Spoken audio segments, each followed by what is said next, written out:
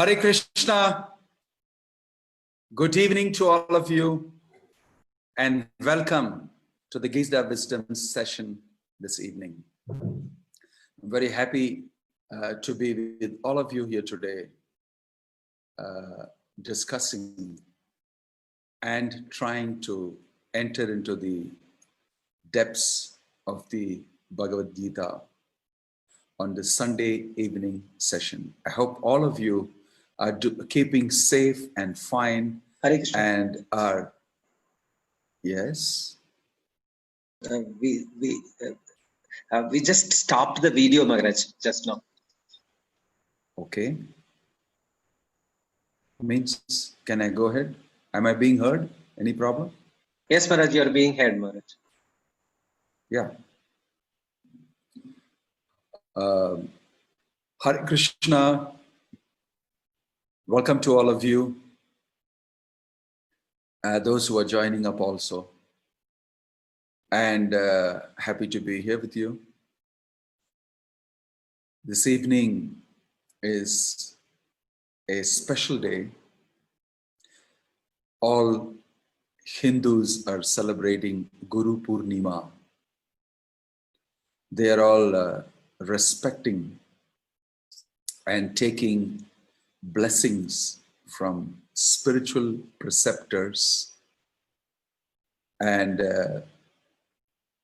they have the faith and belief that a guru, a spiritual preceptor, will mentor them and bless them, and they will make advancement towards the real goal of life. Humanity, human beings becoming oriented towards the real goal of life and becoming successful, actually.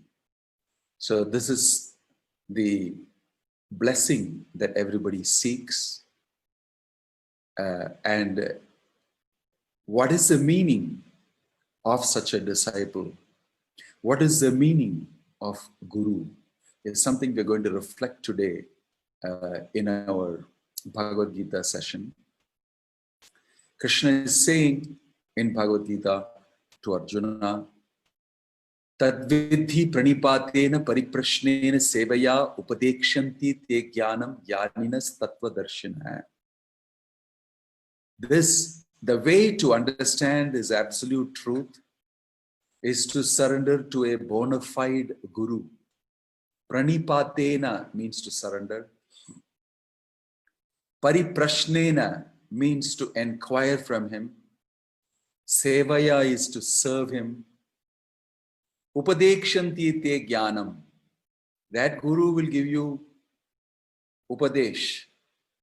And that jnana which he gives you, because of the result of your service, because of the result of your surrender, because of the result of your inquiry,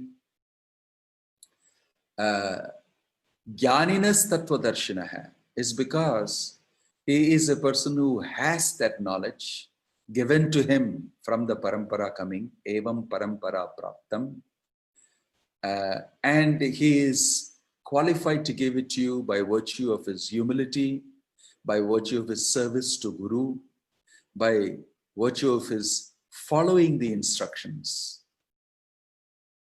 So the world requires a lot of such personalities who can instruct. Bhakti Vedanta Swami Srila Prabhupada, he took on this very massive responsibility given to him by his Guru, Bhakti Siddhanta Saraswati Thakur, who asked Prabhupada when he was in his grahastha life, household life with 5 children itself, that you must go to the Western world and preach this information in English language, because you seem to be proficient in English language. You're an educated person. You're well-to-do in society. So he pleaded, he actually very humbly requested Bhakti Vedanta Swami Prabhupada, who was then Abhay Charan De, to actually do this. And Prabhupada took upon himself this great responsibility, immense responsibility, and executed it in a wonderful way. So he wanted many, many such instructors to move around everywhere in this world, every town and village too, and explain to people the instructions Krishna has given in Bhagavad-gita, and make them chant Krishna's name, remember Krishna, and in this way lead a life within the instructions of the Lord, so that they'll all become saved, they'll all become happy, they'll all go back to Godhead.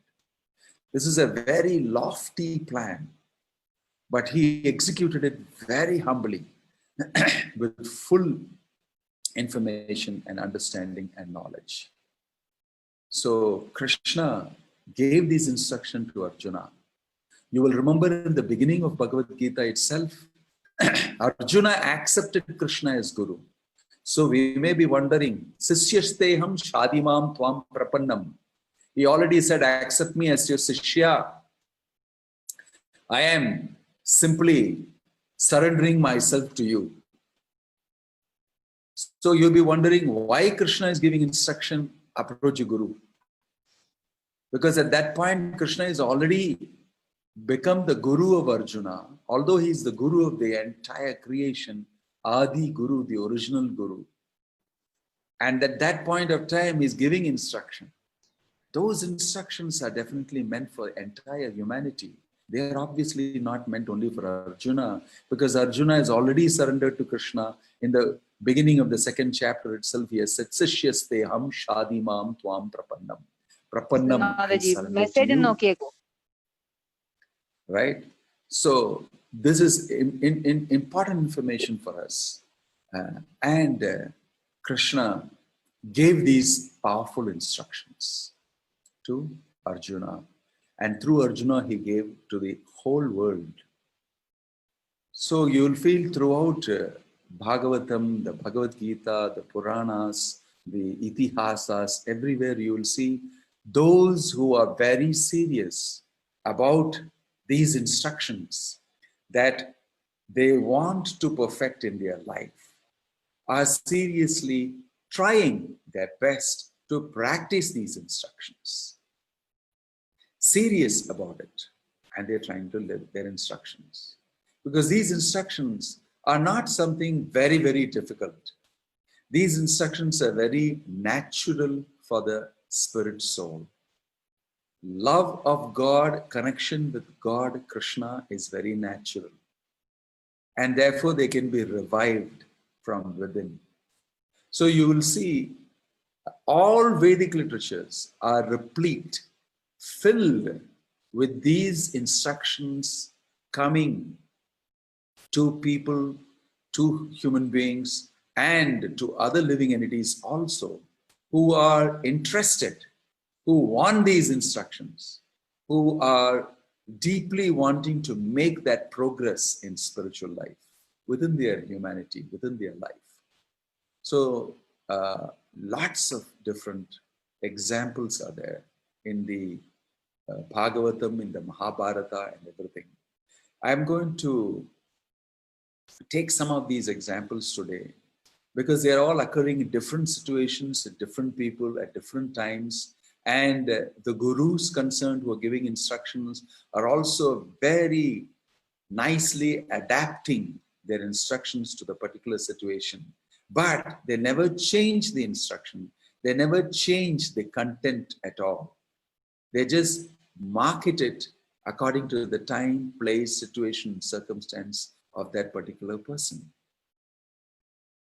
The first example I would like to take is Bhakti Vedanta Swami Prabhupada. Like I already told you, he had this amazing responsibility given to him by his guru, and he executed it. Prabhupada did certain things which many, many people would not have done. He was a pioneer in giving Krishna consciousness or the instructions of Bhagavad-gita, Bhagavat, etc. into the Western world. And mostly people had not tried it very much. And Prabhupada's predecessors had also tried it. They were not very successful. But Prabhupada went ahead and he took a very dangerous journey when he was 70 years old. And he observed in America for the first 1 year how the people are, what type of a culture, what type of a civilization. And he pitched Krishna consciousness very differently. And many people even thought, what is this man doing? Why is he doing these things? Some of them in India even thought that he is doing something against the instructions. This is not the way to present. You should not present these Vedic instructions to these type of low-class Westerners who don't have any culture, who are like, completely lost. But Prabhupada did an amazing thing. He bent down low and went to the worst sections of human society in New York. And he mixed with those people. They were drugging themselves every day. They were drunkards. They were horrible things they were doing, destroying their life. He went to the worst part and he gave the best message. And amazingly, he made them all understand. This is one of the most amazing things that Bhaktivedanta Swami Prabhupada did. He was empowered to do that. He talked to these people who had never even heard the word Krishna, who never even can dream of doing these things like getting up early in the morning at 4 o'clock, assembling together and singing prayers and chanting the name of the Lord, giving up meat eating, intoxication, illicit sex, gambling, tea, coffee, onion, garlic, all these type of things he got the Americans to do. In the initial stages, he was being told by some Indians there in America, if you continue like this with your saffron cloth and your sannyasi thing and your habits like this, nobody will come to listen to you. You have to learn to eat with a fork and spoon. You have to gradually learn to do the things that the Westerners are doing. Then only they will accept you. So Prabhupada replied that I have not come here to learn what they are doing. I have come here to teach Vedic culture to them, the culture of Bhagavad-gita. I have come to teach them that, and that I'm going to try to do. And he became successful. Very soon he had these Americans shaving their head up, keeping shikha, and women wearing saris, getting up early in the morning, chanting Krishna's names. It was unheard of because he was representing Krishna in a very pure way as it is. And he was completely depending on his guru, on Krishna, on all the previous great acharyas and gurus coming in the line. And he was very loyal to the teachings of Krishna in Bhagavad Gita. Just that he marketed it very differently. So today on Guru Purnima, we should all pay our most grateful thanks and obeisances to Bhaktivedanta Swami Srila Prabhupada. Om Ajnana Timirandhasya Jnananjana Shalakaya Chakshurunmilitam Yena Tasmai Shri Gurave Namaha.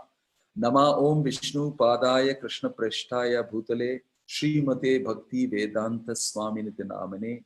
Namaste Saraswate Deve Gauravani Pracharine Nirvishesha Shunyavadi Paschatya Deshatarine.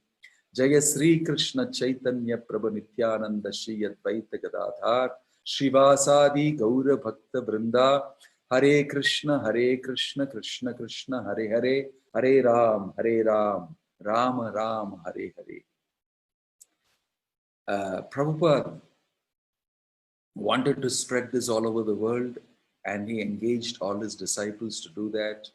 Within a very short span of time, he traveled the world.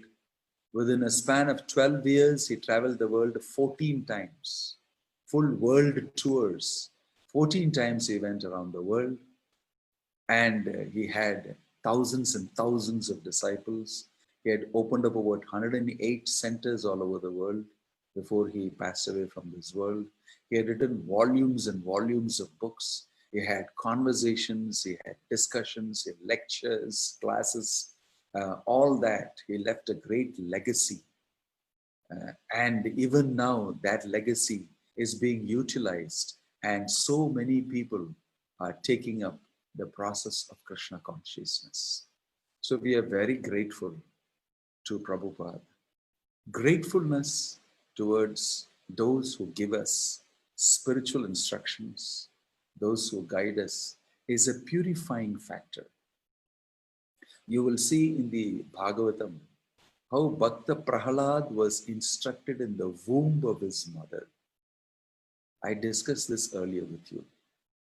Inside the womb of his mother, Narada Muni instructed him.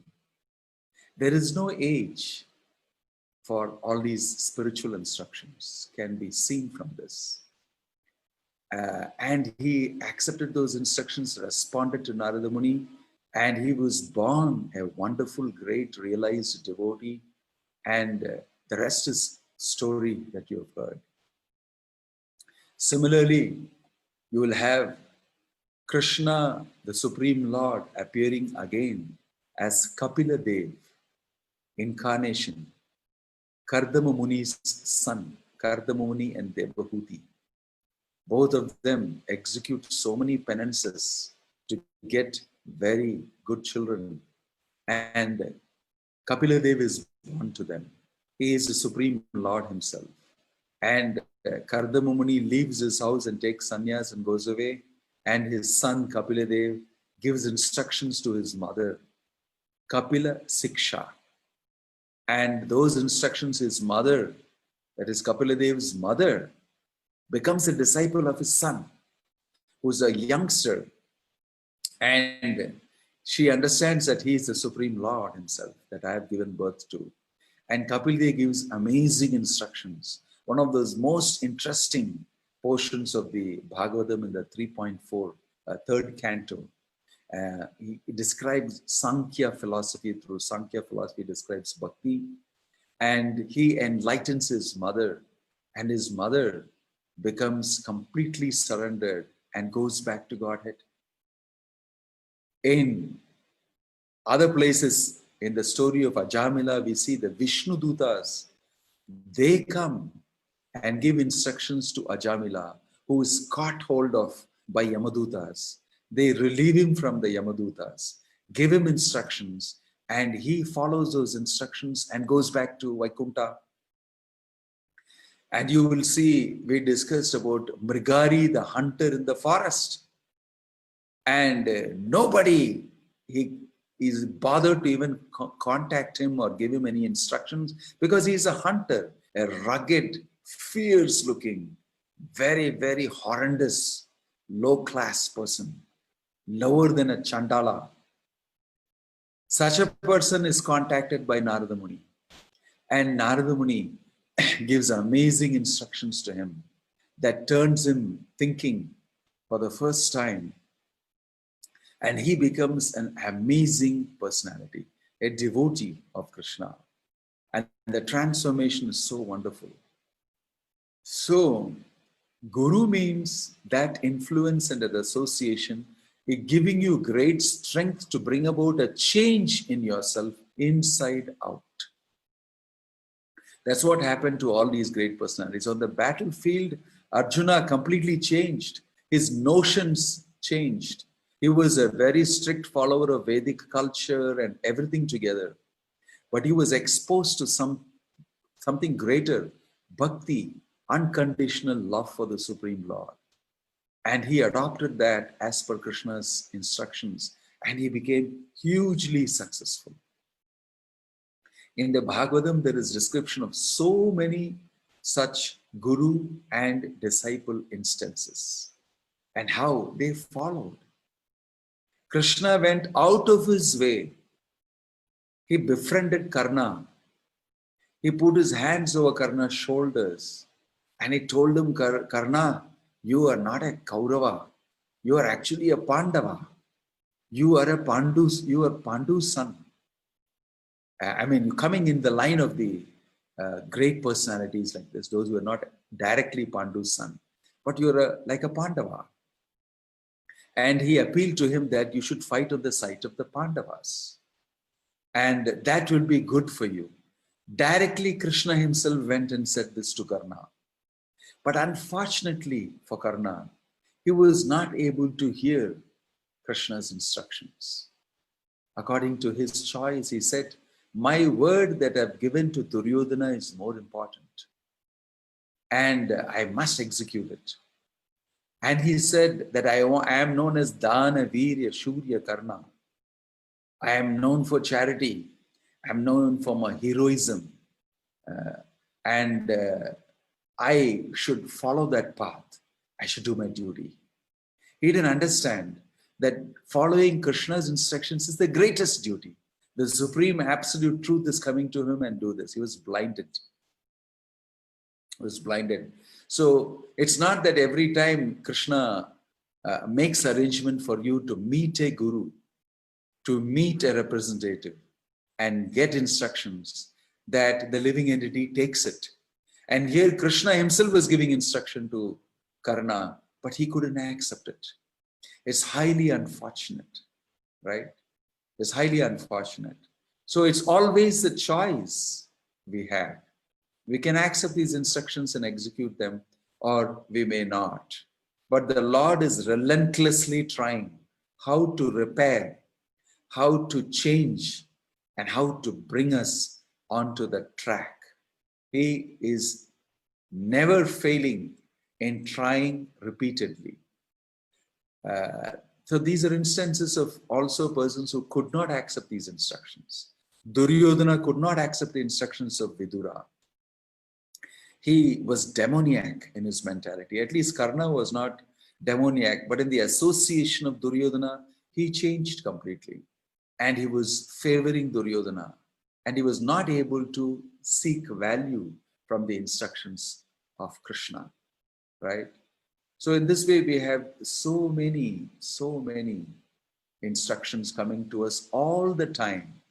Krishna is sending somebody or the other and crisscrossing us. Somebody gives us a Bhagavad-gita. Somebody gives us notice of a course. Somebody comes and tells us, do you know this? Somebody says, I am doing this. Would you like to join me? Some way or the other, Krishna is constantly putting us in touch. And it's up to us to take advantage, because he is the original guru. Krishna works through three different types of gurus. One is the Vartama Pradarshaka Guru. One is the Siksha Guru. One is the Diksha Guru. All these are agents of Krishna, broadly classified. The Vartama Pradarshaka Guru is a person who shows you the way. You don't know which way, and said, this is the way. Vartama Pradarshaka, showing you in the present moment. In my life, I remember that somewhere in Bombay, in the VT station, I was standing when I was going on my first job after my engineering was over. And I was coming back and I saw a devotee from ISKCON Hare Krishna movement selling books, a sadhu, young boy, actually. He came and said, sir, I just want to talk to you for 2 minutes. You must take this. This book is beautiful. It's like the essential aspects of the Bhagavad-gita. If you read it, you will get this, and all that. I was the least interested in getting this book on Bhagavad-gita then. But I was simply impressed with this boy. And I asked him, what are you doing? He said, he's a graduate and he read Bhagavad-gita and he became interested. And I was fascinated by this young boy. I was, I was a little older than him, but I said that you have actually sacrificed your whole life to do this. He said, I'm fascinated with Bhagavad-gita. It's amazing. It gave me a lot of solutions and I'm feeling very happy. So I thought, oh, interesting. And I actually took the book. I paid him a little donation and he was very happy. And he gave me a card and said, please come to the temple. I'll be very happy to see you there. So on my way back in the train, you know how trains are in VT in Bombay. It was actually a little late. I read through that book called Science of Self-Realization. It was very amazing to me. I said, wow, this is not some ordinary stuff. And when I went back, it was lying on my table. And every now and then, since it was lying on the table, I flick it and read a few pages, and I became very absorbed, and I read through very fast. And I happened to go to the temple, meet this person, and then my connection started. After that, I never saw that boy. I never saw that boy. Vartama Pradarshaka Guru. He led the way for me. He showed me this is it. You will see many, many devotees have that type of a story to say. There's somebody who came and gave this to me. It's Krishna who is sending these persons. I came to know later. Somewhere we are standing and we are feeling confused. We don't know what's life about, and we are faced with challenges. And in a least expected way, it comes to us. You will see many devotees standing in the traffic, red light, and the center areas, the central areas, and when the cars all stop at the red lights, you will see many devotees will come forward to the car, knock the door, and say, "Would you like to take a Bhagavad-gita? This is Gita Jayanti month. This is December month," and they go out of their way to meet with people. And somewhere, somebody takes a Bhagavad-gita and his life opens up. And this is a history. So this is a Vartama Pradarshaka Guru. Then you may lose touch with that person, or sometimes you keep in touch with such a person. And he goes ahead to give you Siksha. He gives you teachings of Bhagavad Gita, of Bhagavatam. He takes you to understand what is absolute truth, Krishna. He takes pains to explain to you. He spends his time with you and continuously answers your questions. And you become very, very interested in his association. In this way, he gives Siksha, teachings of Krishna to you, trains you up, makes you understand, makes you follow these things, and makes your life better. Mostly the person who gives you Siksha also is a person who gives you Diksha. Diksha means mantras for worshipping the deity form of the Lord. There is a science behind how you should do that. Many grahasthas would like to worship the Lord in the house, offer naivedyam, food to him, accept prasadam, observe small festivals, do an abhishek now and then or daily if you can, and having the presence of the Lord in the house helps them much, much better to tide with challenges in life. So they accept diksha, mantras from a guru. And so this way there is Vartama Pradarshika Guru, Siksha Guru, Diksha Guru. And many times you may have several types of Siksha Gurus. And you may take instruction, but mostly people stick to one particular personality who later also gives them the Diksha. In this way, a person can be directed by the Supreme Lord through his agency of gurus who teach. And people have all sorts of instructions coming to them from various types of places, but they recognize gradually by following those instructions, they get led on the path. When you look back in life only, you know that, oh, this must have been Krishna's blessing on me, that I came to Krishna consciousness like this. Many devotees in America, they recollect that they saw the devotees in a Ratha Yatra parade and they got prasadam, some nice tasting cookies and nice things, and they asked for more. And they came to the temple, they ate prasadam, and afterwards their life completely changed. So Krishna is very interested in all of us. And therefore he has his network of gurus who come in various different ways and various different levels, inspire us to somehow or the other take up the life of Krishna consciousness. So we are all very grateful to Krishna, who is constantly providing us this facility, right? So these are different types of gurus. Even Krishna, when he appeared in this world, showed that one must accept a guru.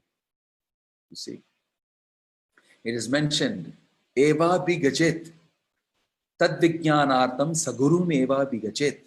You must accept a spiritual preceptor in life. It is very important for us. And he himself, when he came as Krishna, he wanted to show that human society should know. And by his own actions, he accepted Guru. He was in Sandipani Muni's ashram, along with Sudama, along with Balarama, and many other of his mates. I went to Ujjain, where you have Sandipani Muni's ashram. You can go and see those places where Krishna studied along with Balarama in the classrooms, in the Gurukula of Sandipani Muni. And there is a wonderful story in the Bhagavatam of how Sandipani Muni, how they graduate out and how Sandipani Muni requests them to do some favors as dakshina, and all these stories. That's where they learned all the 64 arts, and they were so fast in learning, and they paid their respects to Guru and all those things. And later in life, you will see that Sudama will visit him in Dwaraka, and at that time he will sit with Sudama holding his feet, and then he will recollect how in our Guru's ashram we both studied. And you remember once that we went to collect firewood and we got caught in a storm and we were lost. It rained and lashed and we were not able to come back and we were lost somewhere. And the next day our Guru came in search of us and brought us back to the ashram. And we both were stuck to each other. And he recollected these things and he very nicely reciprocated with Sudama. You know this wonderful story. So even Krishna accepted Guru to show humanity. That's why in Bhagavad-gita it says, Yad yad acharati sreshta tat tat evetaro janah sayat pramanam kurute lokastat anuvartate. Yad yad acharati sreshta. Whatever the great people, important people, leaders do in society, the common people will do exactly that. They follow what they do. So therefore, I should do correctly. Arjuna, you also should do correctly. I urge you to fight, do your duty as a Kshatriya. So similarly, Krishna also, he came and he was amongst humanity, human beings, like ordinary, and he also did all these things. He married, he had families, he had houses, and he had children, and he had Guru. And he was going as per the instruction given to him by Sandipani Muni.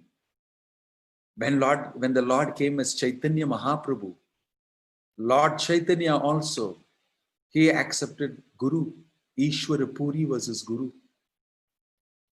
And he served him very, very sincerely, humbly, honestly, with great care, and accepted all wonderful instructions that he gave. So in this way, it is mentioned that if your life has to be successful, you must accept a spiritual preceptor. You must be in touch with him. You must ask questions of him.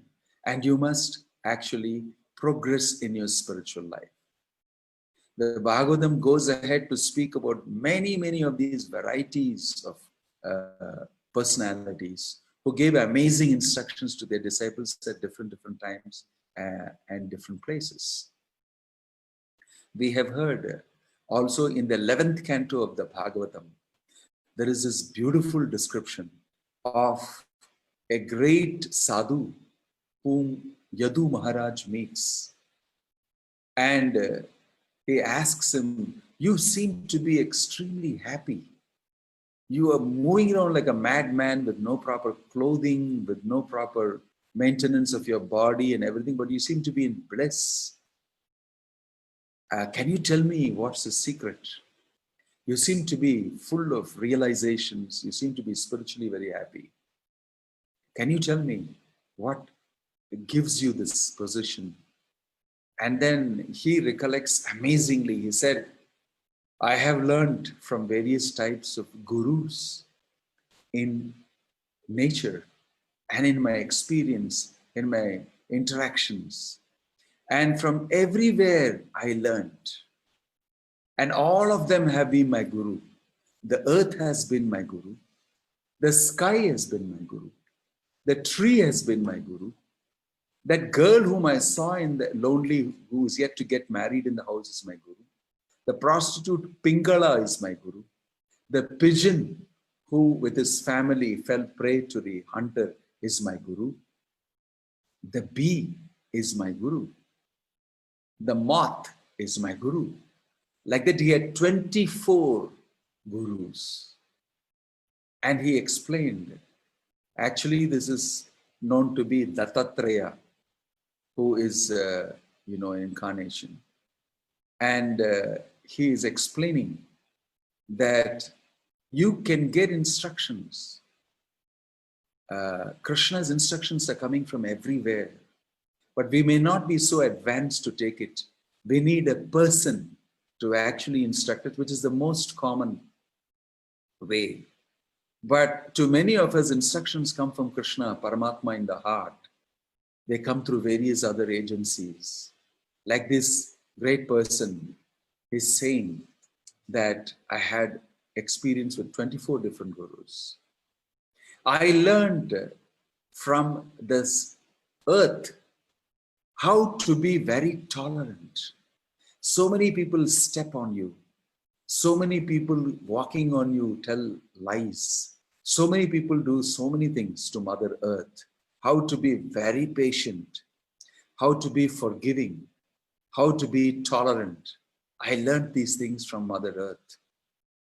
Then he said, even a tree, how it selflessly serves others, how it gives shade, how it gives a cool breeze if you sit under it, how you can actually be very cruel to the tree, but the tree is very tolerant.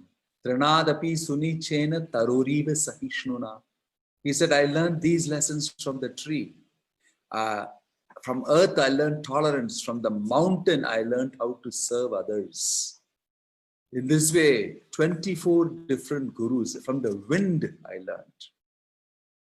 Then he spoke about this girl whom he met. And he said that I heard about this, that one fine day, a girl of marriageable age was alone at home because her parents had gone to another village to check for a partner matching her requirement for marriage. And she was alone at home, nice looking, well brought up, Kanyastri. And lo and behold, there were visitors coming home. And these visitors actually came to see girl for marriage whom they heard about. So this girl opened the door and 3-4 of them men, they came. So she made them sit there. And she said, what shall I do? They will think that if I am the person whom they are looking for, obviously, they will think that this girl is from a poor house. She is not talented well enough, or she's not educated well enough. So I have to do everything necessary properly to do my dharma as a householder who should receive a guest. So she made them sit down, quickly went inside to prepare something for them so that she can feed them. So she was pounding the rice, and her bangles were all jingle, jingle, jingle. And then she thought for a moment that, oh, these people may think I am not having any assistance and our house is very poor and she has to do a lot of hard work. So she took away some of the bangles. She kept only 2 bangles and took away those bangles so that they don't make so much noise. Then after some time, she saw even those 2 bangles are making some amount of sound. So she took out 1 from each and kept 1 bangle only in each hand. Then she pounded and she thought, now it is okay. And this personality said that, I learned from this girl that if you have too many people with you, everybody will start speaking so many things and your spiritual life will be disturbed. It's best to have just few. Best is to have 2 so that you can talk to them and you have an understanding person and you can discuss with them spiritual life. Then he said further, I also understood that she took off one of the bangles further. I also understood even if 2 people are there, sometimes there is quarrel. Sometimes there's difference of opinion. So it is best to remain alone with the instructions of the Lord. I learned this from that girl's behavior. Then he spoke about Pingala the prostitute. I learned lessons from Pingala the prostitute. How was that? Pingala was dressing herself very well and coming out and standing in the evening around 6 o'clock, 5 o'clock, and trying to get customers. She would provocatively stand there, walk on the street, and then wait and wait and wait. And everybody who passed through, she would say, "Oh, I think this person will be able to give me some benefit. I think he is looking towards me. He may be my customer for today." Because every day she has to have some customers so that she can eat and she can satisfy her desire. So Pingala, it seems, waited and waited and waited one day, and she never got any customer. She went down into the streets, walked up and down with great anxiety. She stood at the doorstep again and again and again, and she was looking at everybody going and thinking, "I hope this person will come, this person will come, this person will come." But finally, she thought to herself, "What am I doing? Why am I not in the same way completely surrendering to Krishna? Krishna is the Supreme Lord. He is in charge of everything. And why am I not surrendering to the Lord and completely giving me, instead of simply sitting and hoping and hoping and hoping and waiting and expecting? How anxious I have become. How disturbing it is to me." She thought that I'm going to give up this type of life. I'm simply going to depend on the Lord. And she went to sleep that day. Sukham Sushwapa Pingala. Very happily she went to sleep that day, although she didn't have any client.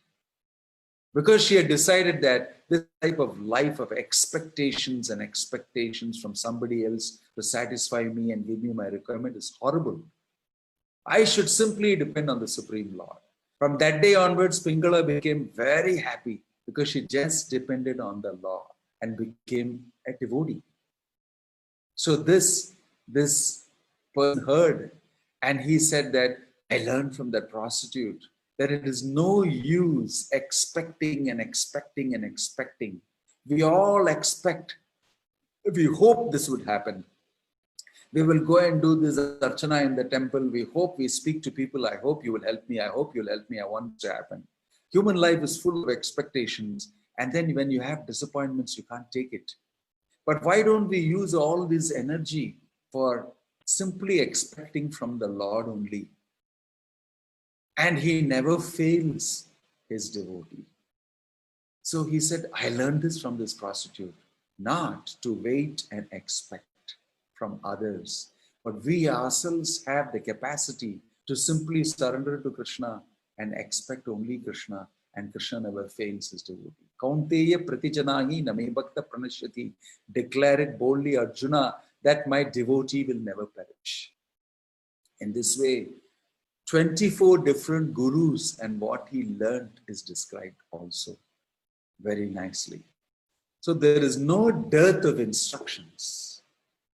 There is, so many arrangements that Krishna makes for us to get these instructions. And Krishna is the original guru. He is the one very interested from within our heart and from outside us. Antaranga, Antaryami Guru is Paramatma in the heart. He is constantly instructing, but we are not sensitive to that voice. So he sends from outside, Guru. And in this way, from outside, from inside, and from situations that we are in, somehow Krishna is very, very eagerly waiting for us to accept his instructions and end this suffering in this world and go back to Krishna. So accepting loving devotional service to Krishna, accepting his instructions and executing them are not something very foreign and something alien to the spirit soul. They are the most natural things. And if we follow these instructions, we will get the shelter of Krishna. The Guru, genuine Guru, is that person who leads his disciple towards shelter of Krishna. The Guru is only facilitating you. The Guru is not responsible, for doing things that you are supposed to do. We have to hear the instructions of the Guru, accept the instructions of the Guru, and follow it. If we cannot follow, if we cannot accept, then what's the use of having Guru? Prabhupada said the Guru is not like having a pet dog. For fashion alone, you don't have a Guru. My Guru is so-and-so. Well, do you follow the instructions of the Guru? Is that Guru a bona fide person coming in the parampara? Does he instruct you about bhagavad-gita? Does he instruct you to surrender to Krishna? These are all the bona fide qualifications of Guru. So on this day, which is Guru Purnima, we can reflect on the mercy of Krishna, who appears as Guru in front of us. Vartama Pradarshaka Guru, Siksha Guru, Diksha Guru, and as Antaryami Guru, Paramatma in the heart, and is so concerned about us. If only we can accept those instructions. He is willing to help in so many ways, from outside and from inside. Right? If we simply surrender to the instructions of Krishna, wonderful things will happen to us, and we will move ahead in life in leaps and bounds. Okay, so I would like to stop here on this auspicious day of Guru Purnima, reflecting the mercy of Krishna and his offer to instruct you through his various agents, gurus, and to take you back to Godhead for your safe shelter and for your happiness, eternal life. Think about these things very carefully today. Today is Guru Purnima, and Guru Purnima normally is celebrated as Vyasa Purnima also. Vyasadev is considered to be the original Guru because he gave us the scriptures. In Bhagavatam, it is described that Vyasadev is a Shakti Avesh avatar of Krishna. He incarnated at the end of Dwapara Yuga because he prepared all the scriptures in script for the sake of the people in Kali Yuga. He is called Vyasa because he split the Vedas into 4, Rik, Sama, Yajur, Atharva. Like that, he split the Vedas for the welfare of people in Kali Yuga. Then there is a beautiful story in the Bhagavatam, which I think I explained to you earlier also, how he is not satisfied at the end of his composition, and he gets advice from Narada Muni saying that you have not directly described the pastimes of Krishna, the beautiful qualities of Krishna, his attraction towards his devotees and the devotional service they render to him, and the deep loving relationship they both have, and his leelas. Oh, you have not explained all these things. That's why you're feeling morose. You have done a lot of indirect marketing. You should do direct explanation. That is how the Bhagavatam was born as the final work of Vyasadeva, and it is considered to be the ripened fruit of the Vedic literature, the tree of Vedic literature. Nigamakalpataror galitam phalam. In this way, Vyasadeva became very pleased, and he composed the Bhagavatam and became very happy that people in this world will be able to actually associate with Krishna through reading the Bhagavatam. So that's why we are very grateful to Vyasadeva, and we pay our respects today to Vyasa. He is the original author of the Vedic literature. Krishna says this in Bhagavad-gita also. Vedaisya sarver ahameva vedyah vedanta krit vedavid eva chaham. By all the Vedas, I am to be known. The Veda is actually leading you to me. Indeed, I am the compiler of the Veda. Vedanta krit. I only wrote the Veda. Vedavid. I am the knower of the Veda. Right? So Krishna is giving us this knowledge, the scripture, and that is how we can be saved from this entanglement and get to the reality, eternal reality. So scriptures are very, very important. Bhagavad-gita, Bhagavat, and that is written and given to us in Kali Yuga by Vyasadeva. So this day is called Vyasa Purnima, It is his appearance day also, when he took birth from the fisherwoman Satyavati. The story is Parashara going in the boat with this fisherwoman, who is the daughter. She was called Matsigandhi because she was smelling of fish. And Parashara, these are all very great personalities. And Parashara saw in the constellation that if there is conception now, a very great personality will be born. And so he conceived with that girl, Matsya Gandhi. He created a fog by his mystic potency. He created an island, and he conceived in her, and she immediately gave birth. Express, no 9 months waiting and all that. She immediately gave birth, and immediately Vyasa appeared and grew in front of his mother and said, "My dear mother, I am going to do my duty of compiling the Vedic literature. Whenever you think of me, you want me, I'll be there for you." He disappeared. So he was born on that island. Dvipa island is called. His name was Krishna. His name given was Krishna. Krishna, Dvaipayana, Vyasa. Vyasa because he split the Vedic literature into 4. So his name was Krishna. He was born on the island, so he's called Dvaipayana. Krishna Dvaipayana Vyasa. And he disappeared. And he compiled the Mahabharata, the Puranas, the Itihasas, the Upanishads, and the Vedanta Sutras, all these things. Then he became a little morose. What have I done? I'm not very happy. And Narada Muni gave him this instruction that you have not directly composed and directly led people into Krishna consciousness. That's when he composed the Bhagavatam and became happy. So today we pay our respects to Vyasadeva also, and we take his mercy so that we may understand the Vedic literature coming in this line in the Parampara. Om Tat Sat, Hare Krishna, Srila Prabhupada ki jai, Vyasa Purnima, Guru Purnima Mahotsava ki jai. Right, Hare Krishna. If you have any questions, we'll be very happy to answer them for the next few minutes. Anybody else? Any questions? I'll see in the chat. Yes, Hare Krishna Maharaj. This is from Aravind. Which childhood form is the original form of Krishna? Example, childhood form during Govardhana Leela, etc.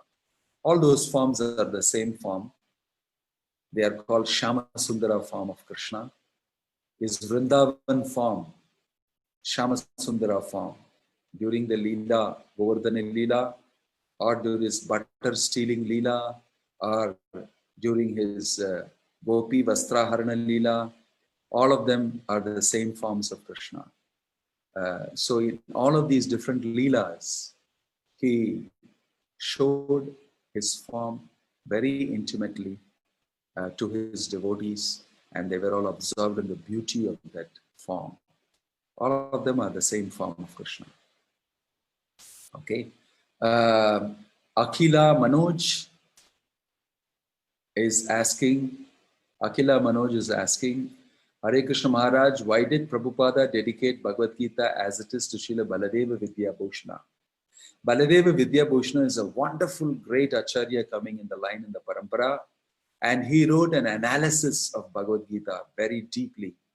And Prabhupada took a lot from those analyses. And he wrote his purports and commentaries from that. So he dedicates to Baladeva Vidyabhushan.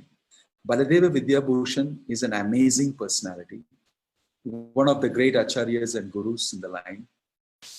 Baladeva Vidyabhushan, short, he's a very long history. Baladeva Vidyabhushan is that person whom the king in Jaipur called upon, because the king was hearing and listening to the Ramanandi sect of Vaishnavas. And they were saying that Lord Chaitanya's followers don't have a commentary on the Vedanta Sutra. So Baladeva Vidyabhushan went for a discussion, and when this thing came up in the discussion, he said that I will show you the commentary. Although the Srimad Bhagavatam is accepted as a natural commentary on the Vedanta Sutras, So, but everybody, all the sampradayas, they actually comment on the Vedanta Sutras, and that becomes the following for them. The Acharya comments. So it is mentioned that he did not know what to do in the night and went and prayed to Govinda Dev. If you go to Jaipur, Govinda Dev is the most important attraction. Govinda Dev has appeared from Vrindavan in this place. From the Mughal times, he was brought to this place, originally from Vrindavan. And the great acharyas, the Goswamis, Sanatana Goswami, Rupa Goswami, they all unearthed these deities, and there's a big story. Anyway, he went to Govinda Dev and prayed. And Govinda Dev told him, don't worry, by tomorrow I'll dictate the whole commentary to you. And he wrote down, and Govinda Dev personally commented on the whole Vedanta Sutra. So he called it Govinda Bhashya. And he was able to present it the next day to the Ramanandi, people, and he was extremely surprised. The king was surprised, they were surprised. How did you get this commentary? And then they came to know that Govinda Dev had dictated it, and they understood how great Baladeva was. This is a short history of Baladeva Vidyabhushan, and he wrote commentary on Bhagavad-gita, and Prabhupada took from that, so he dedicates it to Baladeva Vidyabhushan. Okay? Right. Maharaj Satyavati was selfish, right? Maharaj did Vyasadeva, Krishna incarnation, tried to enlighten her. Well, he was the son of Satyavati. Satyavati later got married to Shantanu Maharaj, and through him she had two more children, Chitrangada and Vichitravirya, and then she was not able to get any children from them, or rather they were not able to produce any children, and in this way their wives were, made to be pregnant by Vyasadeva, who was her son. In those days, Devarena Sutotpati. If your wife, if you are not able to beget a child in your wife, your brother can actually beget a child in the wife. There's a whole science behind it. And so she called Vyasadeva, and he begot children. They are Dhritarashtra, Pandu, and then the servant maid Vidura. These are the sons, and from them came the Kauravas and the Pandavas. In this way the history goes. So Vyasadeva is their father. Your question is, did he try to enlighten his mother?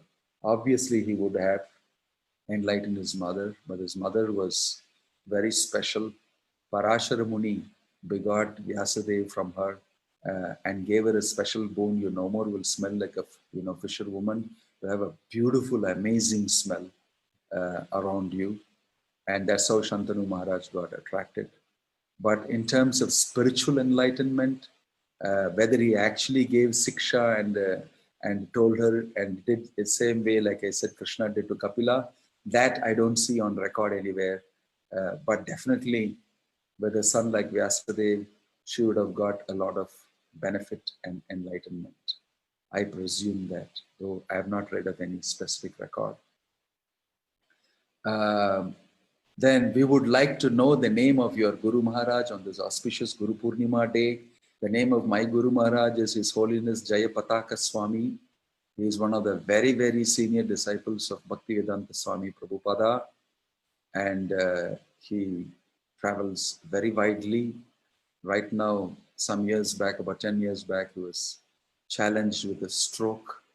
And because of that, he became a little immobile, but he still continues to preach and talk a lot. So today I'm very indebted to the Guru Parampara and to my Guru for allowing me to speak these things to you with his blessings.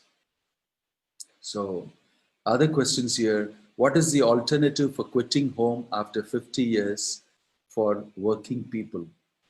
What is the alternative to quitting home? You don't have to quit home. In Kali Yuga, you'll quit home and go where? You only have to come to the Hare Krishna movement. But we don't have a place for everybody who quits all their homes and comes here. We tell Grahasthas, stay at home.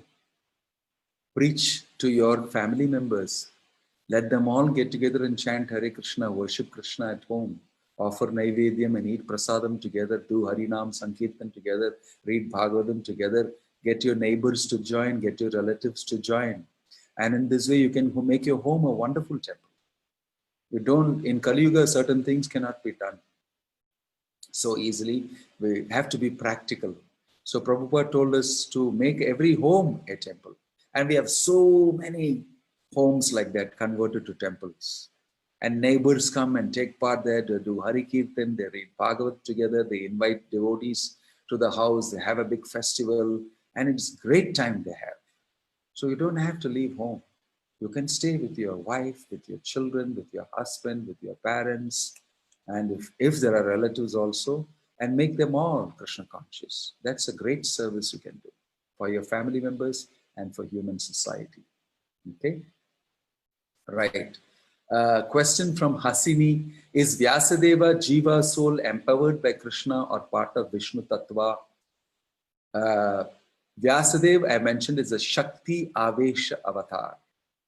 This is one of the 6 types of avatars of the Lord. There is Guna avatar, there is Leela avatar, there is Manvantara avatar, there is Yuga avatar, like that. Shakti Aveshwar avatar means in a Jiva, in an Atma, ordinary person, the Lord invests his energy, his Shakti, and then he does the needful as per the Lord's plan and desire.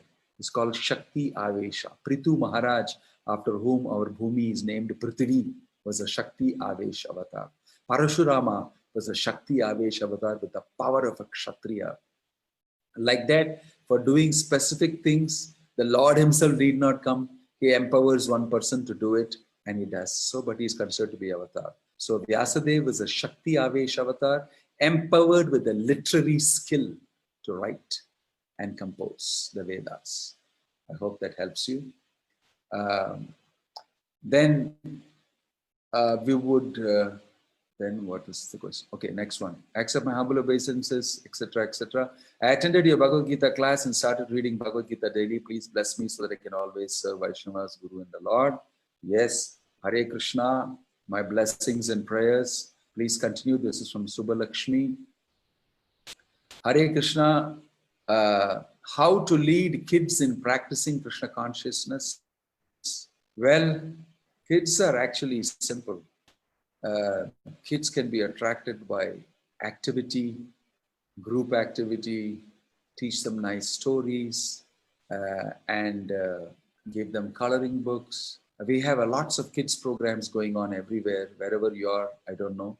But you can connect up and you can take part. I, from here in Coimbatore, float a lot of kids programs from our academy. We have a value education program going on in schools. Karanabdi Krishna Kumar can speak more to you about it. And then we have a program called Friends of Lord Krishna, FOLK, folk, Friends of Lord Krishna. And many of our devotees, children and other children and everybody, they learn Bhagavad Gita shlokas, they learn Bhagavatam shlokas, they do Arati, Kirtan, they learn to play Mridanga, Kartals, they learn to talk to others about Krishna. They have great fun. They have feasts, they have picnics, they have pilgrimages.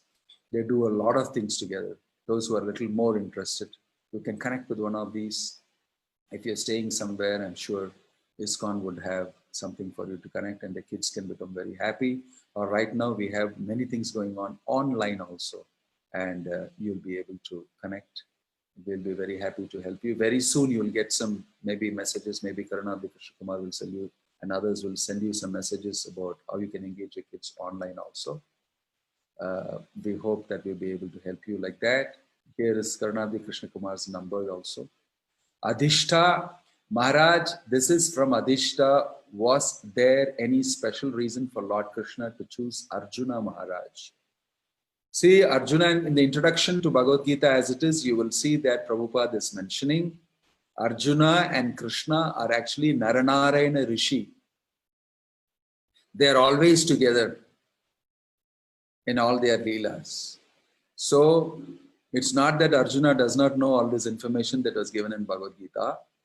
It is just that he played the role of Arjuna and Krishna spoke to Arjuna and the Bhagavad Gita came into being.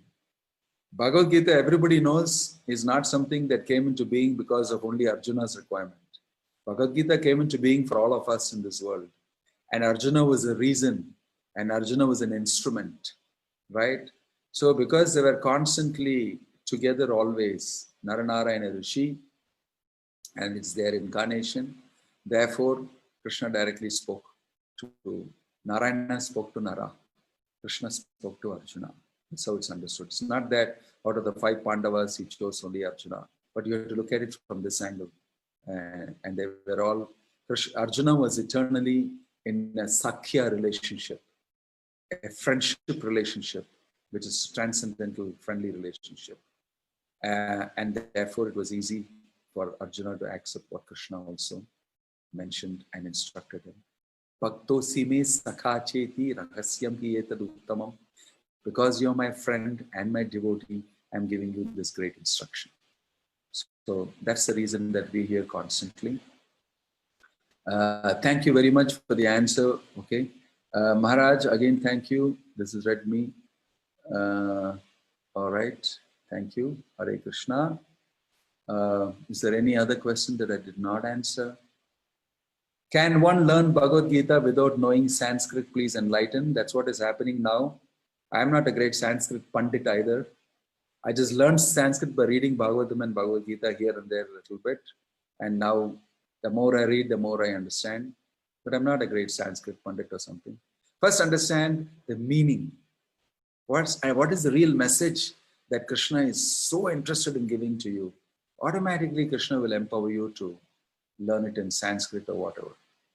I always tell people, first spend time understanding the message, understanding this great message which Krishna is giving, how kind he is, how merciful he is, how wonderful Krishna is. Learn to appreciate God. And then gradually so many wonderful things will happen. But if you're very keen on learning Sanskrit, you may try. Because to master Sanskrit to a reasonable extent at least takes minimum 12 years, I was told. Right? To learn Sanskrit and then read Bhagavad Gita, well, you don't have to make it wait. You can start reading Bhagavad Gita, following it, and gradually Sanskrit may be learned much earlier than 12 years because you'll be a devotee, you'll be chanting Hare Krishna, you'll be reading Bhagavad Gita, and you have full faith in God, in Krishna and his words. So Krishna will fast forward that. It'll be much easier for you to learn Sanskrit. Okay? Please try that and see. Right, G? I don't think there's anything more. Why did Prabhupada dedicate Bhagavad? I already answered this. Okay. Okay, that's it. I don't think there's any more question that I missed out. Preeti Kaviraj, in ISKCON classes, I heard that Lord Balaram is the universal guru. Can you put some light on this? Yes, Balaram is also called Adi Guru. He is the origin of all the spiritual masters because Krishna has given him potency and he is the origin of the entire creation for that matter. From him come all the Chaturvyuha and the Vishnus and Narayana and the spiritual world and the planets. Many things come from him. So he is also counted as the original guru. On Balram Purnima, we celebrate Lord Balaram's appearance day, and he is the original, because he's the first expansion of the Lord, and from him come all the Vishnu expansions, and he is the greatest servitor of the Lord, although he is considered to be Krishna himself, just that his color is different. Tara Dvitiya Deha, that is the Lord's second body, is Balaram, and in him he is invested all these potencies. One of those potencies is the potency of Guru. So all the Gurus, they pay their allegiance and their respects to Balaram to be empowered to carry out the representation of Guruship properly. This is the understanding. Which are the 6 types of avatars? I told you. Guna avatar, the 3 gunas. These Satya, Sattva, Rajas, Tamas. Sattva Gun avatar is Vishnu. Rajagun avatar is Brahma. And Tamogun avatar is Lord Shiva. These are the 3 guna avatars. Guna avatars. Then there is Yuga avatars. Satya, Treta, Dwapara, Kali. In all of these 4 yugas, there is one avatar each. In Kali Yuga now, it is Lord Chaitanya. Chaitanya Mahaprabhu is the Yuga avatar in Kali Yuga. That's why we are following his instructions. In this way, there are Yuga avatars. Then there are Leela avatars. She comes to do various Leelas, pastimes. Narsimha, Vamana, Parashura, Narsimha, Vamana, and Matsya, Kurma, like that. Many different types of Leelas he performs. They're all called Leela avatars. Then there is Manvantara avatar. He comes as Manu, the father of mankind, who lays down rules, laws, and regulations for mankind. So that is called a Manvantara avatar. Then there is Shakti Avesha avatar that I explained to you earlier, how a person is empowered by the Supreme Lord himself. Then there is Purusha avatars. Purusha avatars means the 3 types of Vishnu. Vishnustu Trini Rupani. There is Mahavishnu, the first expansion of the Lord coming from Balarama and Sankarsana. Then from that Mahavishnu comes Garbho, the Kashayi Vishnu, who is in every universe. From his navel comes Brahma. Then he expands further into everybody's heart and in every universe as Kshiro, the Kashayi Vishnu, right? So in this way, 3 Vishnus, they are called Purusha avatars. So in this way, there are 6 avatars. Okay? All right. Thank you. Hare Krishna. I wish you all the best and pray on this auspicious day that Krishna may shower his blessings on all of you and you will progress spiritually wonderfully. Thank you. Oh, this Ramanathan Purushottaman has raised his hand. Okay. Ramanathan ji, Hare Krishna. Dandavat pranams Guruji. Hare Krishna, Hare Krishna. Today is Guru Purnima day and we lost one of our senior Gurujis, Charu Maharaj. And yes. It is in this auspicious day he has reached the lotus feet of Lord Krishna. We pray for his soul to be rest in peace and be with Krishna. Yes. Thank you very much. I want to personally Bhakti Charu Swami. Bhakti Charu Swami. Yes. I want a very senior disciple of Bhakti Vedanta Swami Prabhupada. And it's a coincidence that he has reached the divine soul of Krishna on the auspicious day of Guru Purnima. Yes. Thank you. I have some personal clarifications. When I can meet Swamiji? Oh, now COVID-19, nobody is allowed in the temple, in the area, anywhere, no traveling. I am also stuck inside. Kindly let me know when. Yes, we will keep in touch and we will definitely be able to do that. You are here in this local area only? I am in Vadavalli. I am in Vadavalli and... Yes, we will definitely meet. As soon as it's possible to meet, we will meet. I'll be happy to meet you. Thank you. Okay. Thank you, Maharaj. Right. Maharaj. Hare Krishna. Hare Krishna. Blessings. We want blessings from you. Hare Krishna. Hare Krishna. Hare Krishna. Good night to everybody. Have a wonderful time with sweet dreams of Krishna today. Hare Krishna.